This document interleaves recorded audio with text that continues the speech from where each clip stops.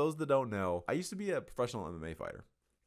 Before that, I was a wrestler, and before that, a football player and all that stuff. Well, that's what I did, not who I was. It's a whole other thing. Anyway, I did MMA for a long time and went back to jiu-jitsu a couple of years ago, maybe 2 years ago, and was training for a year solid. And because it's interesting, when you're doing MMA, for those that are curious, you do jiu-jitsu enough to be dangerous. You don't really do it for the art of jiu-jitsu itself. And I went back and I was like, I actually, want to, progress and learn and especially, learn the gi, which is the silly pajamas we wear. Instead of doing everything in no gi, which is no pajamas. Anyway, so I stopped training after I had a competition and over a year ago, and I stopped training. And I said, because I was building, my business, had a lot of things going on. There was a couple things we were working on, my consulting, our academy. There's a lot of things that we were kind of focused on building. And so I said, when the business gets to this goal, and I set a financial goal, I said, when we get to 6 figures, then I'll go back to jiu-jitsu because then I can relax. Silly me, right? And I thought I can relax once I get there. And what was interesting was that I hit the goal a while ago, and still never went back. Like the goal just kept getting bigger, right? Then it was like not a financial goal, but once I figure out this problem, then I'll go back. And I don't have time to go to jiu-jitsu, and just making a lot of excuses. And I never thought I would say this, and it sounds even hard for me to say, and it almost still pains me to say this, which is Mark Zuckerberg helped me get back into the gym. I know, it sounds weird even coming out of my mouth, but recently I'm watching him on the Joe Rogan podcast, and he recently got into MMA training. He got into jiu-jitsu. He's like doing some striking stuff, and he was talking about all the benefits, and it's all stuff I've heard before. It's also that I've experienced, but it's just the idea of working on something that's not work related.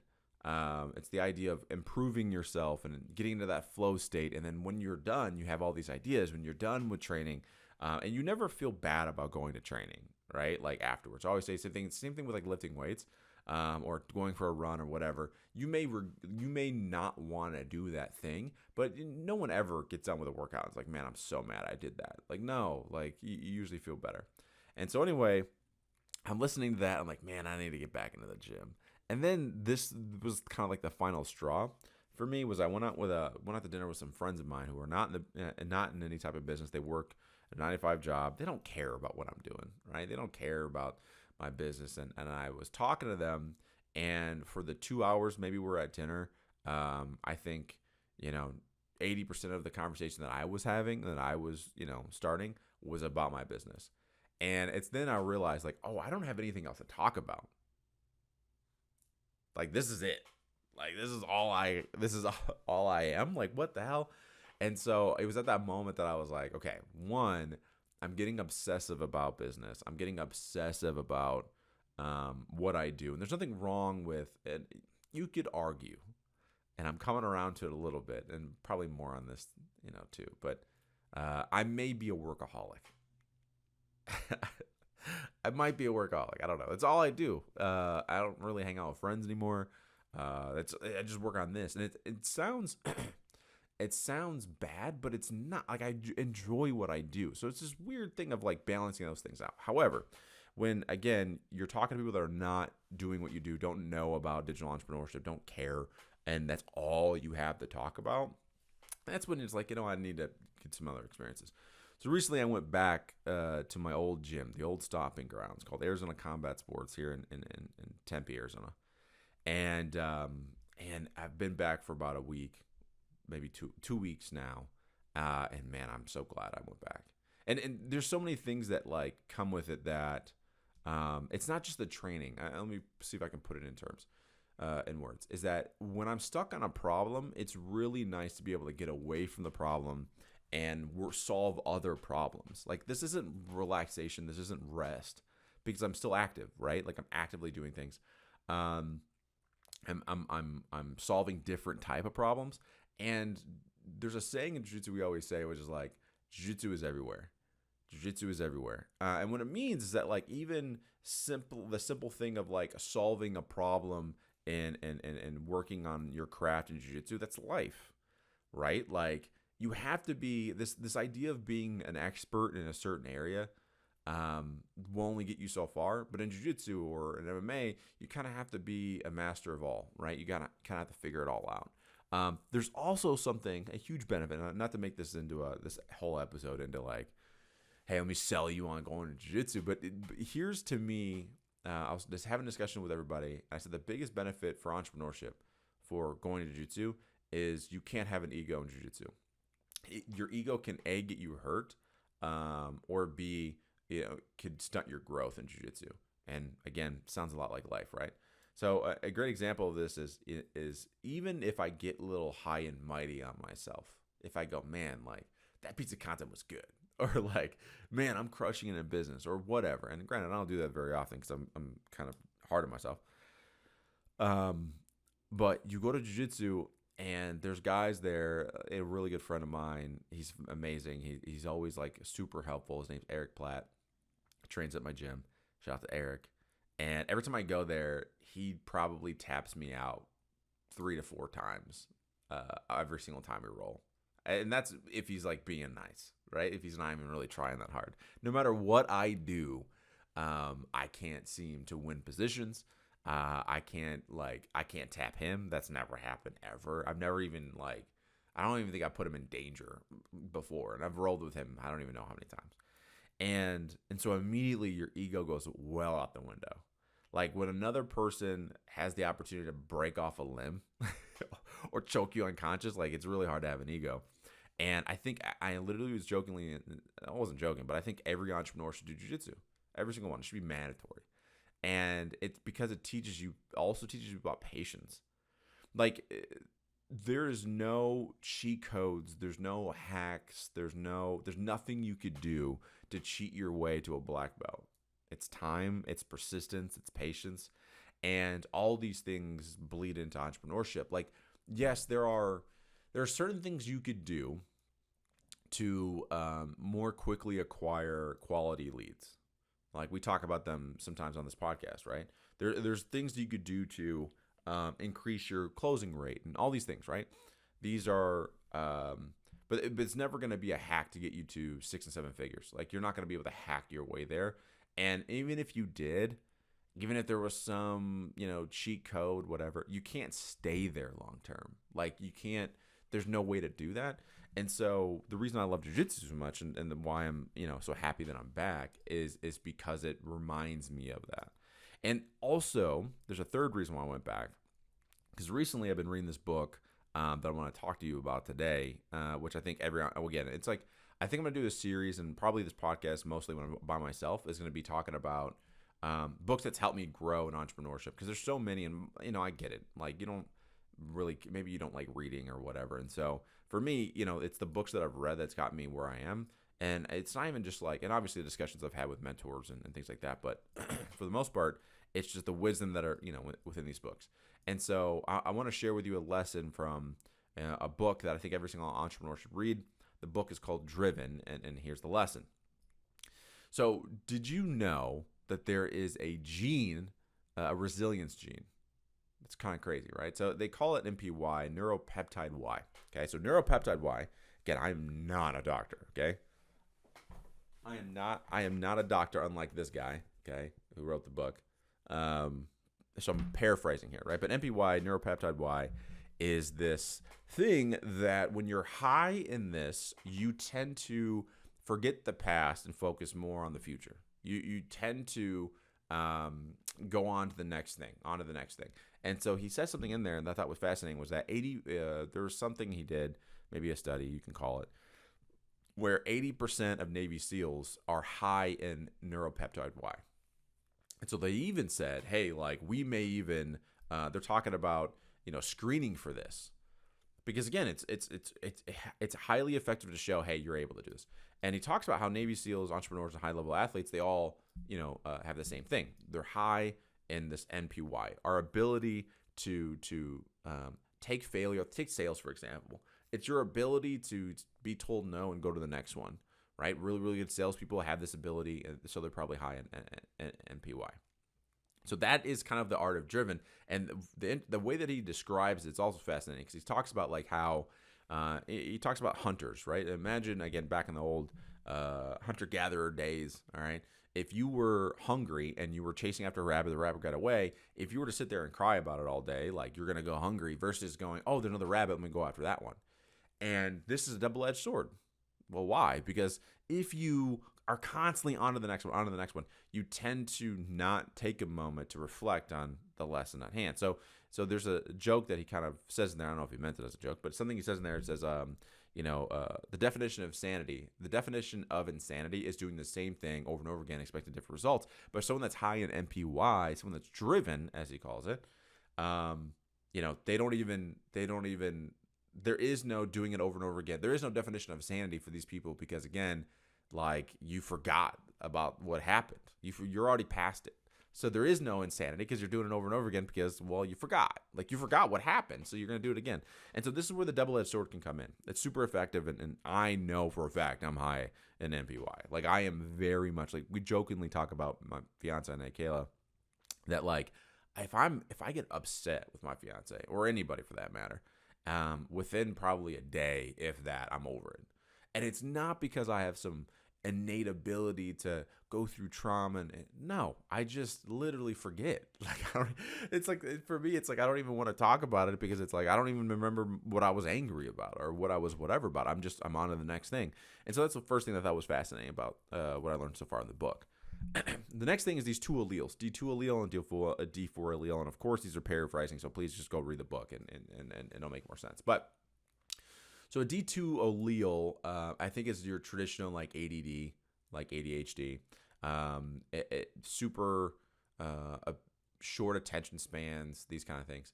And then you have the D4, which he talks about, which I thought was interesting. I was like, man, I wonder if if I have this D4 allele. Because he talks about how these people can actually make it through school without ever being diagnosed as quote unquote ADD. And these individuals, it's just like D2 more than likely, is like multi-thinkers. So he talks about the difference between multi-thinking and multitasking, which is an interesting differentiating. So let me give you an example of a multitasker, right? Like I have 3 things to do. I'm going to work on all 3 of them. I'm bouncing back and forth. Your attention is split, so you really get nothing done.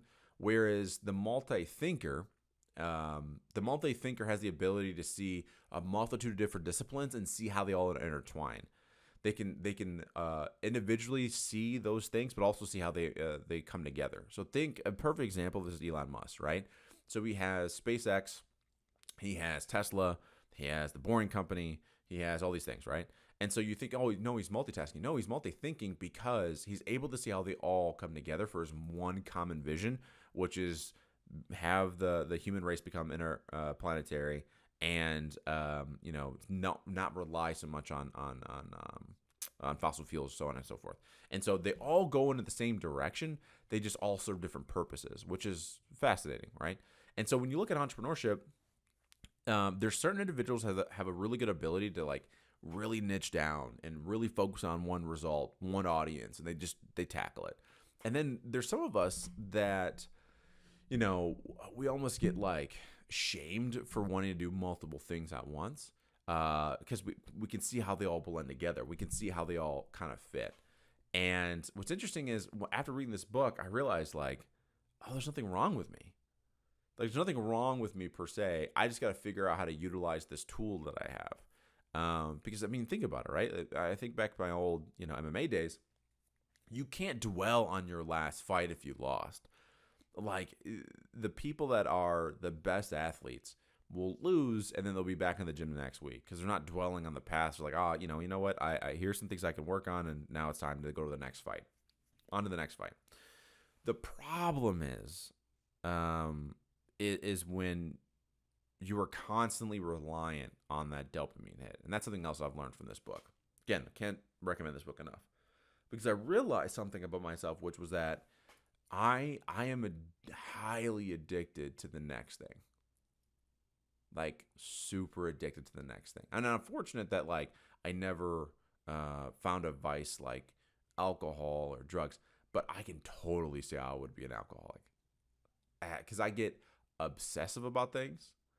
and I have to do the next thing. Perfect example is like whenever something is stagnant or steady, right? I automatically come up with a new idea and something that we could do, and a new type of service we can provide, or something, right? Or a new offer altogether. And so what I did subconsciously maybe, but consciously at some level, is that I know I have to be building something. I always have to build something. So when we created the Elevated Coaches Academy, and this idea was again bringing coaches together, bringing just digital entrepreneurs in general together, to improve ourselves, right? To improve ourselves, to grow our business faster. Because if you heard me talk about this before, Mr. Beast was on the Joe Rogan podcast a while ago. The guy who's like has the most views or streams or whatever on YouTube. And he talked about when he first started out, he had this mastermind of other people that also wanted to be, YouTube famous or have really good YouTube channels. And so they all kind of failed together. And by failing together constantly every single day, they learned faster. And that's kind of the premise of the Coach Academy. The other part of it too is that, there's so many coaching programs out there, and a lot of them are outstanding. But I wanted to play with this experiment of like, all right, can we get to the point? What about the people that just like, they don't need more information, they need more accountability? What about the people that like, they really just need a community? They need that partnership, that connection, and they need to start thinking a little bit differently. Because look, if you're building in a silo, let's say you go and you do a program that's very specific. Hey, here's your outcomes, which by the way, nothing wrong with this. But let's say you went through that, you're only going to be seeing a certain kind of way to grow a business. Whereas in our program, it's interesting when we have like a mindset coach, when we have, a consultant that's doing like fractional HR work. And when we have all these different types of businesses in there, and they're all experimenting and saying, hey, I made this content, this is what it did, or here's the way I'm doing my sales calls, which the way, like, perfect example of this is like, I've been in sales a real long time, and I'd like to say I'm pretty darn good at it, right? And the only reason why I'm saying that is because of results, but also because of how much time I spent in it. Like in my past life, and when I was in corporate, like I was doing 200 dials a day. I was meeting in person with people, up to 5 times a day, every single day. And so I got a lot of reps in. And so the reason why I say like I'm pretty darn good at sales is just simply, I think it's just because of the reps. But even me, regardless of how long I've been in sales, I still learn shit that's new, right? Like, I've never been a big fan of, the way my sales process works is I like to do one and done. You come on the call, it's 30 minutes, sometimes it goes longer. And basically if you're not convinced in that hour and that 30 minutes or so that I can help you get to the next level, or whatever that means to you, then I don't do any follow-up. I don't like it's over. Like you're going to tell me yes, or you're going to tell me no, one of the two. However, there's somebody else that's in our program. His name's Kyle. Shout out to Kyle. Him and I also do some work together in corporate space, and he's been in sales probably longer than me, maybe. He's been in sales leadership. He's been coaching in sales, actually, probably the same, if not longer than me. But he really enjoys the 2-step process. He enjoys doing a 15-minute call to qualify you, per se, and make sure it's the right fit. And then he'll spend another 30 minutes on the pitch, so to speak.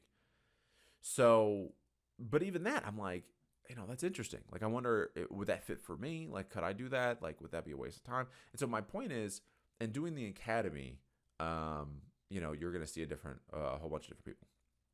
With all that being said, I have no idea why I started talking about the academy. There was a purpose to this, I swear. The reason I created the academy. So I know inherently that I always have to be building something, right? Like that's what keeps me going. It keeps my dopamine going. Like I have to create. And so selfishly, I created the academy secretly, maybe not so secretly, so that I can see multitude of different offers every single day. That's the goal. Because in the academy, right, we do these office hours where you'll come and chat and you'll talk to me about what your offer is or what you want to do and whatever. And so in real time, like I'll build out your offer. Like I'll be like, hey, maybe we do it this way. And, here's the audience that I would recommend and here's how you would target them. And so in like 30 minutes to an hour, I can give you the idea to grow the business. And that keeps me stimulated. And so what was fascinating about the realization of, that's why I created it. Like, to be honest, I didn't create it because it would make the offer better. I didn't create it because it would make, the academy better. And because that the clients would be happier, and that was like a byproduct. But to be honest with you, I created it because that's something that I needed. That's something that I needed to keep going and get excited about showing up every single day. And so anyway, I'm only 3/4 of the way through, and I'm sure I'll do a deeper dive into this book, Driven. But if any of that sounds familiar to you, like the highs of, okay, I got to grow onto the next sale, onto the next one. I got to build this business. I got to build this business. Oh, I have this idea for this. And then when things are stagnant, you feel down, you feel depressed. Just realize you're not the only, you're not the only one, right? Like I am very much this way. Like just the other day, like I'll be honest with you, just the other day I was super down, like super down. And I'm sitting, and the nice thing about this book is I realized, I go, oh, you know what it is? It's because I haven't had like a dopamine hit in a while. Like, things are stagnant right now in the business. Not stagnant. We're building. So there's a lot of boring shit about the business that we have to do right now, which is, building SOPs and building out like job descriptions, like these things that to me bore the living hell out of me. And versus I'm not doing 5 sales calls right now. Like I'm not doing, I'm not building another business from scratch. Like I'm even. So I got in my head and there's no chaos right now. And because there's no chaos, I'm not happy. And so I got super down. So again, if this sounds like you, though, I'm not saying that this book is going to cure all of that. I'm not saying that, Driven is going to be, your answer to improving your life and whatever, but it does help with awareness. And I think that's the key of reading books like these, is that you can get more awareness of like, oh, this is why I feel this way right now. Oh, this is why, like, whatever. Like, honestly, I think one of the if there was a keys to success, one of them would be self-awareness. Like being more self-aware of what you do and why is probably one of the most important things. Because if you have this thing, like, again, they talk about this in Driven and other books like Untethered Soul by Michael Singer. Is that who wrote that book? Michael Singer? Somebody can correct me if I was wrong, but I'm pretty sure it was Untethered Soul. But they talk about the difference between the subconscious and conscious, right? And I made this post a while ago, kind of joking, but not really. But like nobody has free will, and the reason why no one has free will is because there's the conscious mind and the subconscious mind. And the subconscious is actually steering the ship. We just, the conscious mind thinks that like they're in control, but really it's the subconscious doing all the work. But if you're unaware about the subconscious, if you're unaware about the triggers, about the little things, right? You're operating from instinct, and so there's no free will. There's no choice at that point, right? And that's the goal, is that be more aware so you can have choice. And so anyway, in this book, one of the things that they do brilliantly is explain in a great analogy, or maybe it's a metaphor. I never figured out the difference between that and like a simile. Like, I don't know. I didn't, I somehow I got A's in English, but like, I don't think I really paid attention. Well, I know how I got A's. I kissed ass a lot, and I did all my homework. That's pretty much it. But they talk about how the subconscious is this giant elephant, scared of everything, super cautious, all these things. And then your conscious is the monkey riding on top of this elephant, thinking that it could steer this elephant. And sometimes the elephant gets like crazy, and there's nothing you can really do about it in that moment anyway.